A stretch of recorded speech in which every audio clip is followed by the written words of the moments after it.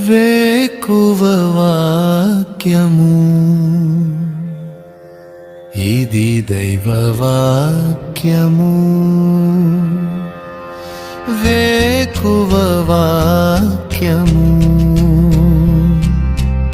ఇది దైవ వాక్యము. వేకువ వాక్యము ఇది దైవ వాక్యము.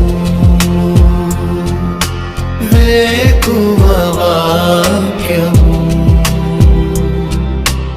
ఇది దైవ వాక్యము.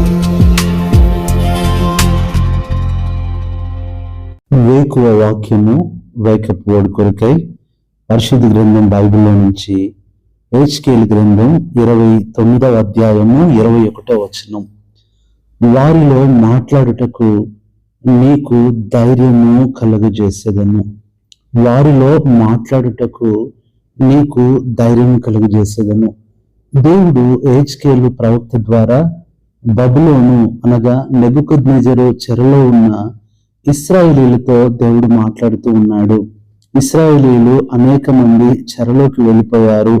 వారిలో అనేది ఏం చూపిస్తుంది అంటే వారిలో శత్రువులు ఉన్నారు, వారిలో విరోధులు ఉన్నారు, వారిలో హింస పెట్టే వాళ్ళు ఉన్నారు, వారిలో ఎంతో అసహించుకునే వారు ఉన్నారు. ప్రియ సహోదరుడా సహోదరి, నీ జీవితం కూడా ఎవరి మధ్యలో ఉన్నది అంటే నీ చుట్టూ ఉన్నవారు నిన్ను అసహించుకునే వాళ్ళే, నిన్ను ద్వేషించే వాళ్ళే, నీ మీద పగబట్టే వారే, నిర్నిమిత్తముగా నీవంటే ఇష్టపడిన వారే ఉంటారు. ఇంకా చెప్పాలి అంటే వారు నీకు శత్రువులుగా ఉంటారు. నిన్ను బంధించవచ్చు, నిన్ను బలత్కారంగా ఉంచవచ్చు. ఇక నిన్ను విడిపించలేక ఇక నువ్వు విడుదల లేదు అనుకునే పరిస్థితిలో వచ్చావేమో. దేవుడు అక్కడ అన్ని లక్షల మంది ఇశ్రాయేలీలు ఉన్నా ప్రతి ఒక్కరితో ఎంతో ప్రత్యేకంగా వ్యక్తిగతంగా నీకు నీకు నీకు అంటున్నాడు. నిజమే ప్రియ సహోదరి సహోదరుడా, నువ్వు కూడా బాధలో బంధకాల్లో ఇబ్బందుల్లో ఉన్న నీకు దేవుడు ఏమి ఇవ్వాలనుకుంటున్నాడు, ఎలాంటి కార్యాన్ని ఆయన చేయాలనుకుంటున్నాడో ఈ ఉదయ కాలం నువ్వు తెలుసుకో.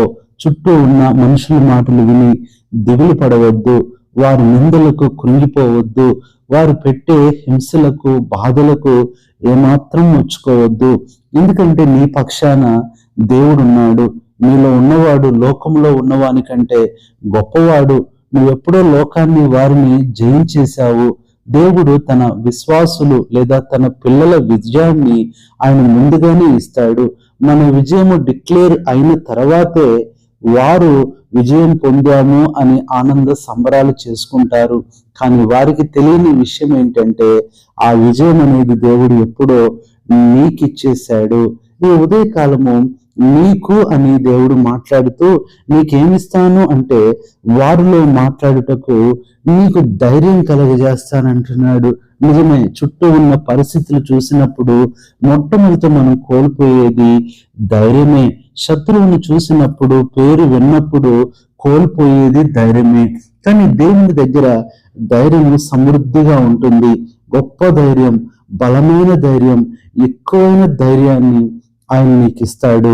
ఈ రోజున ధైర్యంగా ఉండు. ఆ ధైర్యంతో దేవుడు నేను నింపాలనుకుంటున్నాడు. ఏ పరిస్థితులకు భయపడుతున్నావో, ఏ బలహీనత చూసి వణికిపోతున్నావో, దిక్కు తోచని స్థితిలో ఉన్నావేమో సహోదరి సహోదరుడా, నీకు అని దేవుడు వ్యక్తిగతంగా మాట్లాడటాన్ని బట్టి నీ పట్ల ఆయనకి ఎంత ప్రేమ ఉందో, శ్రద్ధ ఉందో అర్థమవుతుంది. కాబట్టి మొట్టమొదట నీకు ధైర్యాన్ని కలుగచేస్తాను అంటున్నాడు. రెండవది చూసినట్లయితే ఈ చుట్టుపక్కల ఉన్న పరిస్థితులను బట్టి, శోధనలను బట్టి ఎంతో మనం కృంగిపోయి బలహీనమైపోతాం. దానిని బట్టే 68వ కీర్తన 28వ వచనం, నీ దేవుడు నీకు బలము కలుగ నియమించి ఉన్నాడు. మొట్టమొదటిది ధైర్యం కలుగజేస్తానన్న దేవుడే దానికి అదనంగా బలము కలుగజేస్తాను అంటున్నాడు. ఈ బలం అనేది మానవ సంబంధమైనది ఎంత మాత్రము కాదు, ఇది దైవికమైన బలము. ఏ పరిస్థితినైనా తట్టుకోగలదు, ఏ పరిస్థితినైనా ఎదుర్కోగలదు, ఏ పరిస్థితినైనా జయించగలదు. ఇంత బలము నీకుంటే ఎందుకు నీవు బలహీనుని అనుకుంటున్నావు. బలహీనుడు ఇక మీదట నేను బలహీనుడును అనుకుని రాదు అని ప్రభు చెప్తున్నాడు. మూడవదిగా మనం చూసినట్లయితే 2వ సమూయేలు గ్రంథం అందుకంటే ముందు 3వ యోహాను 1:14 మధ్యలో మనం చూసినట్లయితే నీకు సమాధానము కలుగును గాక అంటున్నాడు. మూడవది సమాధానము. శత్రువు మన జీవితంలో మొట్టమొదటిగా దాడి చేసేది సమాధానం మీదే. సమాధానం అనేది పోతే ఇంకా అన్ని పోతాయని శత్రువుకు తెలుసు. నిజమే, ఈ దినాన ఎవరో చేసిన పనికి నీ కుటుంబంలో సమాధానం పోగొట్టుకున్నావు.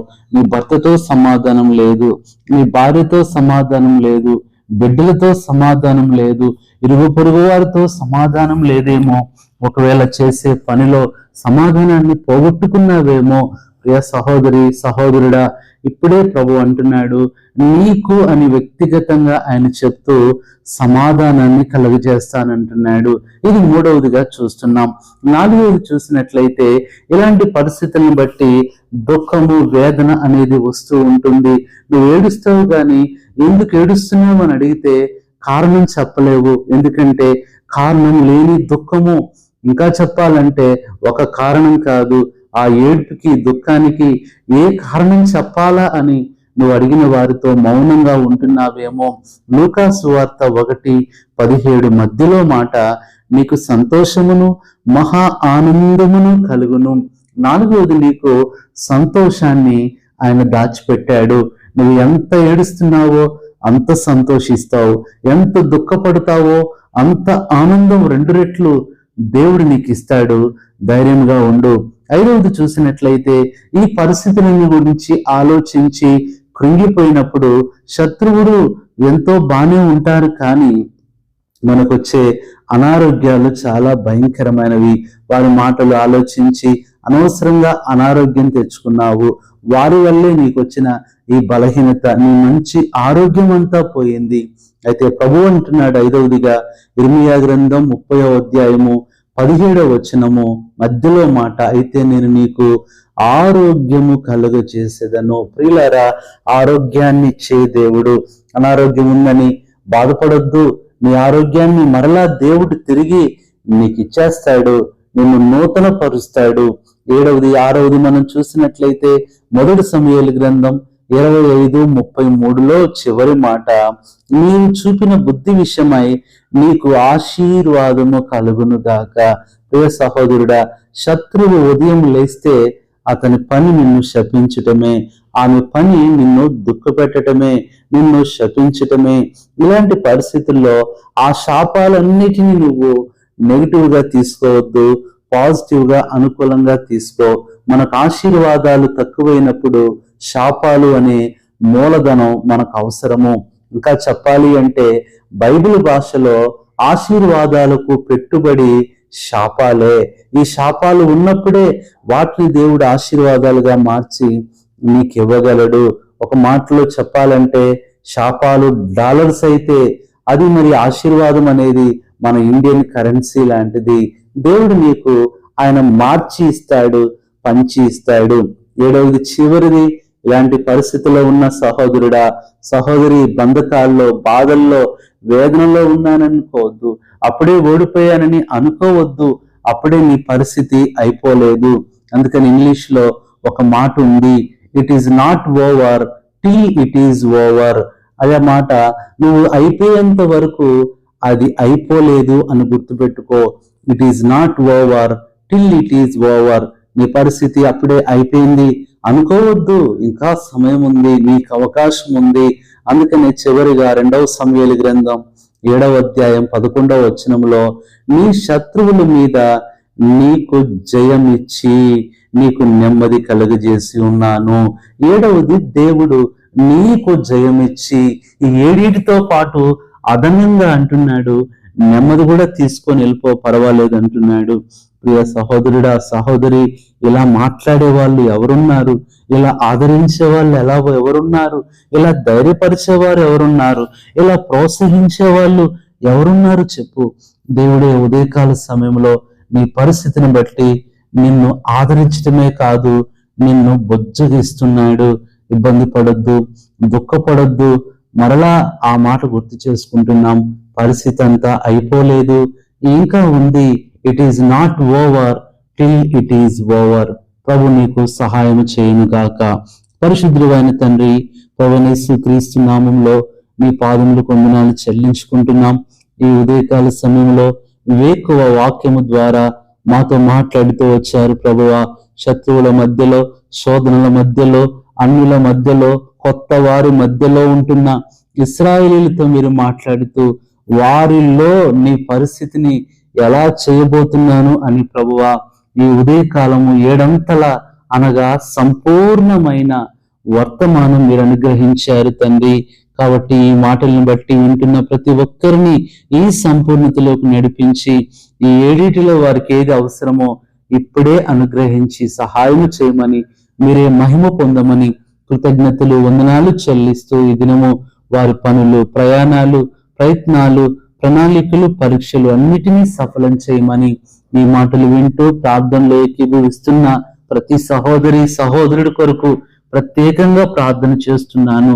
వారి హృదయ వాంఛలు తీర్చి విజయాన్ని దయచేసి పరిస్థితులను మార్చమని కృతజ్ఞతలు చెల్లిస్తూ మా ప్రభువైన యేసుక్రీస్తు నామములో ప్రార్థిస్తున్నాము తండ్రి, ఆమేన్. మన తండ్రి అయిన దేవుని ప్రేమ, మన ప్రభువైన యేసుక్రీస్తు కృప, పరిశుద్ధాత్మన్యోన్య సహవాసం మీ అందరికీ సదాకాలము తోడయుండి నడిపించి విజయమిచ్చునుగాక. ఆమేన్. కుంగుదలలో దాచుటకు కన్నీటినంతటిని తుడుచుటకు దినమంతా సిద్ధపరచుటకు దైవ చిత్తం గ్రహించుటకు